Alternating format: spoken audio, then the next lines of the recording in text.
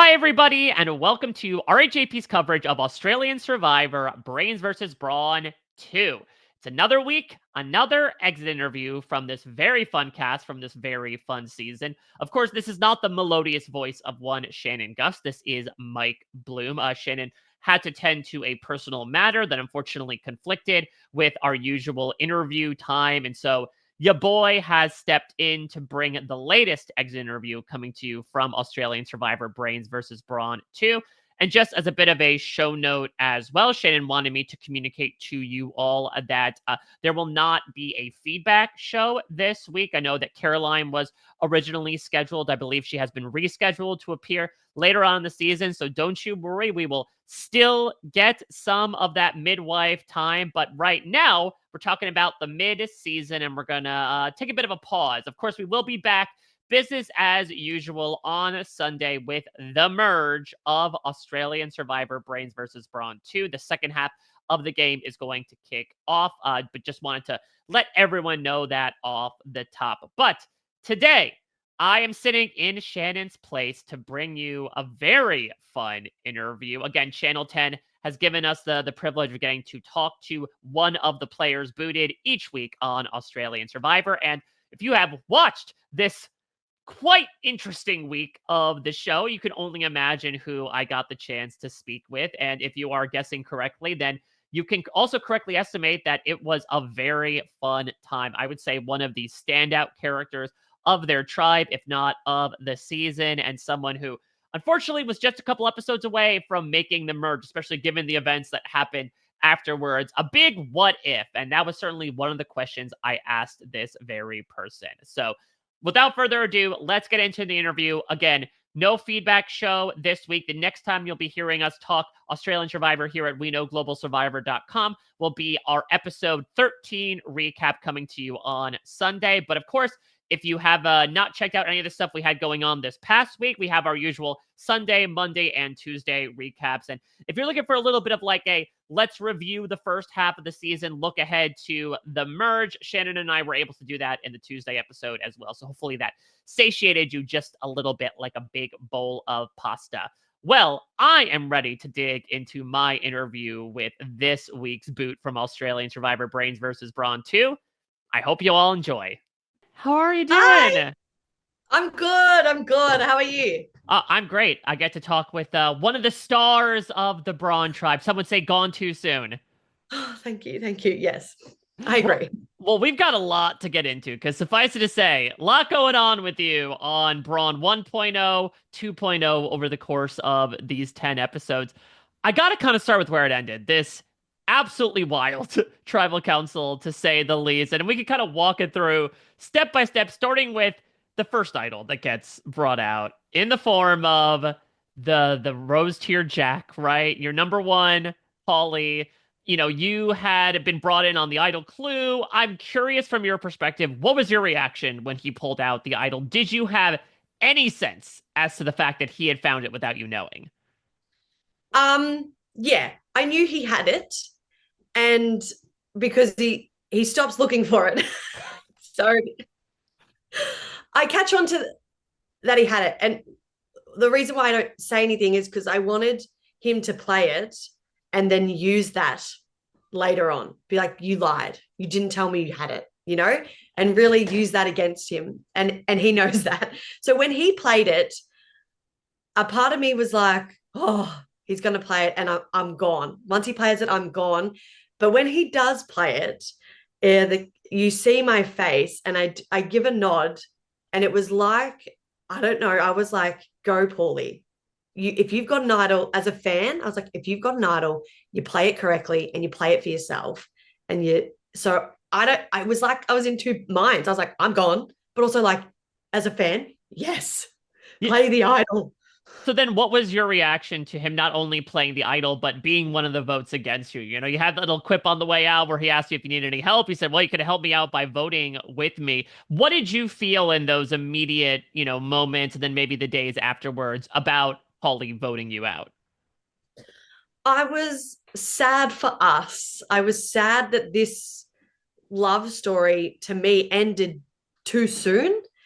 we both knew, and I say it at that tribal council, we both had enough respect for each other that we knew one day we were going to be each other's demise. And I wanted that to be on day like 35, like day 37, you know? So to me, there was such a clear solution for both of us where we both come out of this. You play your idol correctly. It's not a waste. We both come back to camp. And he couldn't see it. And to his defense, he has his own game. He thinks Kristen is a better choice. He's wrong. I am a better choice. But I can't criticize him for doing something that I would have also done. But I was just going to do it later. So I was like, oh, we could have avoided this. We could have had this heartbreaking love story end in 3 more weeks when it really gonna hurt. So I was like, we had it, and it just slipped away. Well, something else that comes out in this tribal council that kind of spilled over from the afternoon is, of course, you had no any sort of ambiguity about your feelings towards AJ in that moment, especially once it comes out that he was throwing the challenge. Of course, there was everything with your ankle. And I mean, up to that point, he had sort of been leveraging conversations with you as recently as earlier in that episode. So even before we get into the idol play of it all, give me your thoughts on AJ, I guess going into that day and then as everything occurred over the course of that afternoon. Yeah, so waking up that day, I actually felt close with AJ. It was a very big sister, big brother type of relationship to me. And I loved the way he was playing the game. Like, again, this fan in me takes over. The hostages, I was like, brilliant. I love this crazy person. This is excellent. Take me away. But he had this really good power, and that when he spoke to you, you felt equal. I was like, finally, there's someone here strategizing with me that actually kind of takes my opinion seriously. And maybe I read into it too much. He got me. He manipulates me beautifully to the point where I think, hey, as much as it's me and Paulie over here, it's actually me and AJ right now. So he built me up, and then to throw the challenge and not be part of the plan, I felt like he pulled me right back down. It's like he reminded me that we were playing Survivor and he was in control. It wasn't this give and take. It was he was taking anything I would give him. So then I just went, I'm not going to sit around in this minority and watch someone control every page in this book. I'm going to tear the book up. So I was like, and it was A3. So I had to just do it, and I did it, and I don't regret it.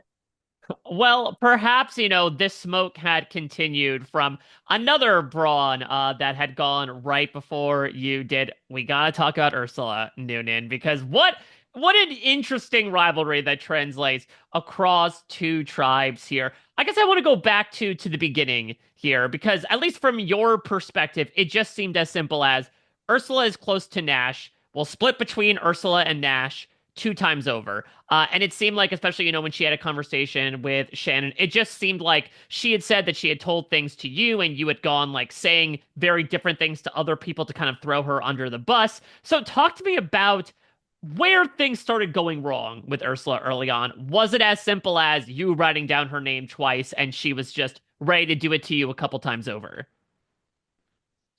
To me, yes.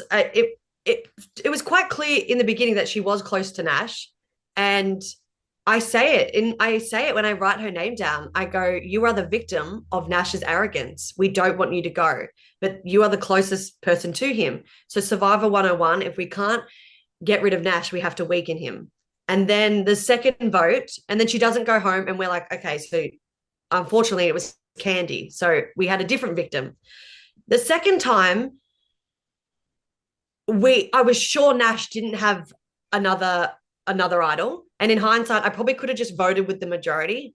But if he did have another idol, and then it's Morgan and Ursula with 1 vote, I would have kicked myself in the gut, being like, you should have just, put your vote on Ursula. So again, in my voting confessional, I say, I hope it's not you. It's not you. And of course, she doesn't see any of this. So this is just that's just how I felt in the moment. I hope it's not you, and I hope it's him. And then it was him. And then we were blessed for the next couple, tribals where we could build our relationship. And again, another brother sister type of thing. It was big sister, little sister in my eyes. And I did some things that obviously offended her by the time we tribe swap, the eye rolled heard around the world. And I own that. Like, I'm very facial. I give a lot away in my face. So eyes on my face, and I'm grown enough to admit that. But I never did anything out of malice towards her. And I never took anything she did personal either. And I think that's where the disconnect was. I was like, oh, but you do things, you talk about me, you call me sneaky, and that's okay. Like, that's fine. I am sneaky. So I don't want you to be offended when I roll my eyes, but I could see that it how I was behaving was upsetting her. And then this idea of she would tell me things and then I would relay information and maybe twist it a little bit, was to me part of the game. We had an opportunity to work together, with the whole rich thing. I thought, awesome. No, now they want to eat themselves. This is great. This is great for us Brawns. So let's do that. Let's all vote rich. And I thought she would do it, because then it would prove to me that she can work with me. And that's what I was like, Ursula, I want you to lie to my face. I want you to tell me you're with me and then blindside me. But to her character, she couldn't lie. She's that good of a person. And not saying I'm a bad person, but I could lie. So she doesn't follow through with the rich thing. And then it's the rogue vote that I think doesn't help her game, just my opinion. And then it proves to me that she can't put anything in the past. And I get why. Being voted for twice sucks. But I thought that was our opportunity. And I knew from that moment on, we wouldn't be able to work together. And so then when it came time to relaying information that she had said, let's be Brawn strong, around her vote, I knew Paulie was on the chopping block. And I said, okay, I've got to convince other people that this isn't Paulie's idea, that this is Ursula's idea. And in a way it worked. They thought, oh, she's playing both sides, and to me, she gets voted out. But I didn't see anything as personal, and that doesn't mean what she obviously took it personally, and that makes me really sad. But I was there to play a game, and I couldn't see any way else to play it, really. I thought manipulating her was the way to do it. And you can't manipulate everyone, and have them be happy. So I just tried to play the game like that. And then it exploded, and there was this huge rivalry. And I was like, ah! Well, I want to go beyond Ursula to, again, someone you closely associate with her, which is Nash. Nash the Rash. Let's expose that skin once more, because as you said many times, you are a fan of the game, but I'm so intrigued by your reaction to a lot of the Nash shenanigans that really seem to drive a lot of that early drama on Brawn. Yeah. Because you seem to be, from an airtime perspective, like one of the most vocal people against Nash. Talk to me about your perspective on everything that was going on in those first 4 episodes. So I loved it when he showed the idol. I loved it because I was like, excellent. This is great. This is easy. This is a first target. He's not going to go home first, right? He's going to play it. What I was annoyed about was that he forced all of us to play straight away, which isn't a bad thing. Don't get me wrong. I'm playing from day dot. I didn't want everyone else to know I was playing. And then Nash doing this is like, great, I've got to let my survivor knowledge come out here. And if we took away the fear of Nash, he has no power, regardless if he has this idol. If you take away his ability to instill fear, he has no strength. So that's what I was trying to tell people. Like, he's got just because he's got an idol doesn't mean he's scary. We can still come out with this. The best case scenario is he comes home without it. So I loved it. I was like, let's go, Nash. And he's such a good guy that he was like, let's do it. He's like, let's go. So, and then a part of me was like, let's keep him because this is great. Like, let's keep this character around. He's going to be a great shield. But it was going to benefit too many people to get rid of him. So I thought, I can't be selfish. I have to, have to weigh up everyone's, at this point when you really are a team, you have to weigh up everyone's, what's going to benefit the whole team. And the little devil on my shoulder was like, keep him. And my angel was like, don't do that. Everyone will hate you. So I went with the angel on that scenario. Well, you talk about going with the team, listening to the Angel. Let's talk about Noonan's Angels for a second, because at least from our perspective, again, not a lot of Braun stuff, after the Nash vote before the swap. It seemed like it was established to us that it was like a six-sum of you, Paulie, Ben, Jesse, Morgan, Kate. Is that valid at all? What was your sense as to like where you were and who you were closest with before the swap happened? Yeah, that was definitely a solid 6 in terms we had the same goal with Nash. Nash had very clearly told us who was in his alliance. Whether they wanted to be there was their own issue. But we were like, we're a 6, let's do this. But within that 6, I think it's clear, or it's clear to me that there's 3 groups of 2. There's Ben and Jesse, Kate and Morgan, and Paulie and I. And it was constantly going like this, like who's top dog? And I was like, Paulie, we are bottom dog. We are on the bottom.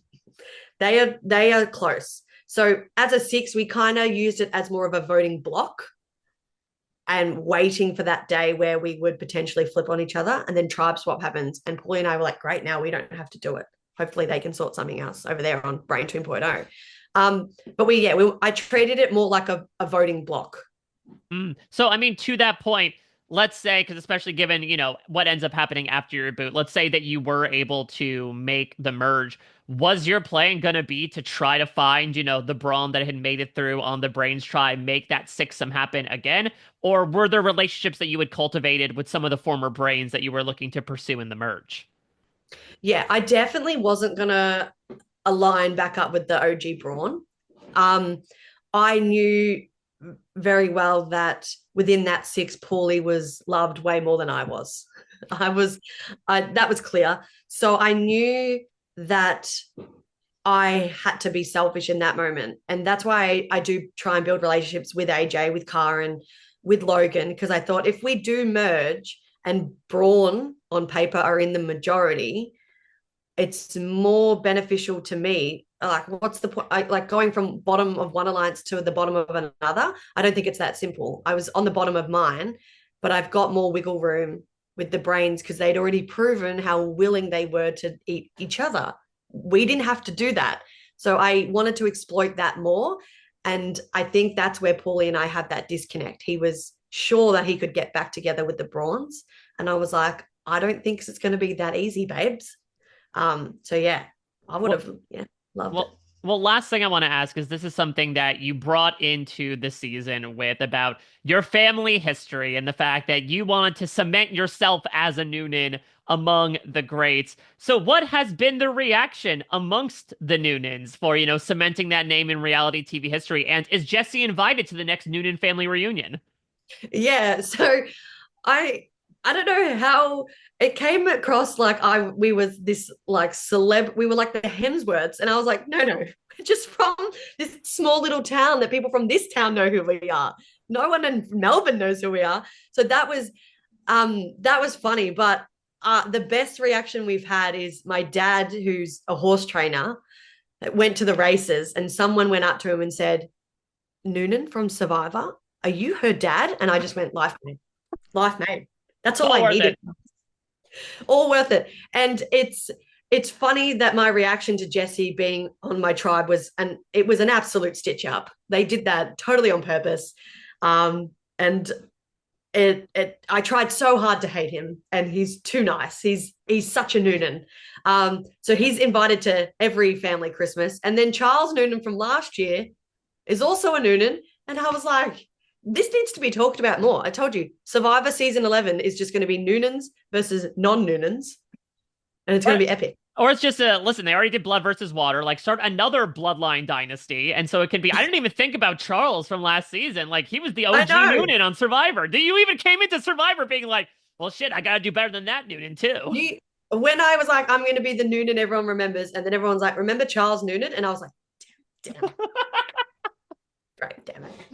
Excellent. Well, regardless, I will say you made a name for yourself here. You were Oh, so thank much you. fun to watch. Again, a big highlight of Braun providing so much fun commentary about all the various characters that you were clashing with over the course of this. Obviously, I wish we got to see that plan that you were talking about come to fruition. But regardless, you had quite literally a leg to stand on to the very Yes. end. And what a way to go out. So, Noonan, thank you so much for everything you brought to the screen and everything you brought to this chat today. This is such a great time. Oh, thank you so much. Well, all the best to you and the family, and also Charles and Jesse. You're also family as well. Yes. And thank you Yes. so much again. You take care.